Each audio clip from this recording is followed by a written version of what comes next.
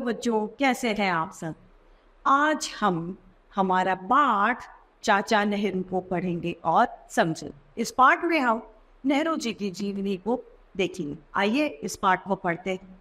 यह है पाठ 12, चाचा नेहरू। पंडित जवाहरलाल नेहरू हमारे देश के प्रथम प्रधानमंत्री थे। इन्हें हम चाचा नेहरू कहते हैं। उन्हें किताबें पढ़ने का बहुत शौक था। उनकी रुचि किसमें थी? किताबें पढ़ने में। वे सिर्फ पढ़ते ही नहीं थे, अपितु किताबों को संभाल कर भी रखते थे। एक बार नेहरू जी किसी काम से अपने दोस्त के घर गए। जब वे वहां पहुंचे उस समय उसके दोस्त घर पर ही नहीं थे। वे क्या थे? वो वहां मौजूद नहीं थे, वो कहीं बाहर गए। वो किसी ने उन्हें बुलाकर, किसी से कहकर उन्हें बुलवाया गया। उनके मित्र को कहा गया कि आपके दोस्त आए हैं, आप आए। चाचा नेहरू ने सोचा जब तक वे नहीं आते क्यों ना तब तक वे कुछ कहानियां पढ़ लें। यह सोचकर उन्होंने किताबों की अलमारी खोली और देखा कि सारी किताबें इधर उधर बिखरी हुई पड़ी। जब वे उनका मित्र नहीं आया, उन्होंने सोचा कि क्यों ना मैं इतनी देर में कुछ कहानियां या फिर कोई किताब पढ़ लेता हूँ, जिससे मेरा मन भी लग जाएगा।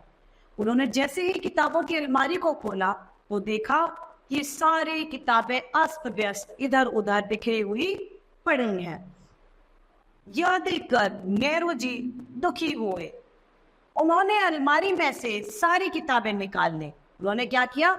अलमारी की सारी किताबें निकाल ली। फिर एक कपड़ा लिया और किताबों पर जमी धूल को झाड़ने लग गई। अब उन्होंने पहले एक कपड़ा लिया और उन किताबों को पहले साफ किया। जितनी भी धूल मिट्टी पर जमी थी वह सब उन्होंने साफ कर दी। अलमारी साफ की, फिर किताबों को अलमारी में एक एक करके अच्छे से लगाया। उनमें एक सुंदर सी किताब थी, उसे लेकर नेहरू जी पढ़ने बैठ गए। अब उन्होंने अलमारी साफ कर दी, किताबें साफ करी और उन्हें एक सुव्यवस्थित ढंग से जमा दिया, जिससे अलमारी बड़ी सुंदर दिखने लगी। उसी में से एक किताब देकर वे पढ़ने बैठ गए। कुछ देर बाद उनके दोस्त घर लौटे। उन्होंने आसपास धूल और नेहरू जी के मैले हुए कपड़ों को देखा तो समझ गए कुछ ना कुछ तो गड़बड़ है। जब इस बारे में उन्होंने नेहरू जी से पूछा तो वे अपने दोस्त को डपटते हुए बोले, तुम्हें किताबों को संभाल कर रखना नहीं आता? उन्होंने डांटते हुए अपने दोस्त को कहा, तुझे किताबों को संभाल के रखना नहीं आता क्या? सब किताबें बिखरी पड़ी जाए और उन पर धूल लगी हुई थी। उन्होंने अपने दोस्त को डांटा। अलमारी देखकर उनका दोस्त हैरान रह गया कि नेहरू जी ने बहुत अच्छे से किताबों को सभी खानों में लगाया है। उन्होंने बहुत सुव्यवस्थित ढंग से अपने किताबों को उनकी जगह पर रखा है। यह देखकर उनके दोस्त ने नेहरू जी से माफी मांगी और कहा, मैं आगे से सब किताबों को अच्छी तरह से रखूंगा।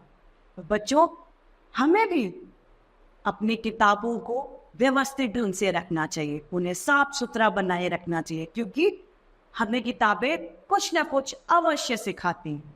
तो इसी तरीके से हमारा ये पाठ समाप्त होता है। मुझे आशा है आप सभी को यह पाठ भली भांति रूप से समझ में आया हो। तो आज के लिए इतना ही, फिर मिलते हैं। धन्यवाद।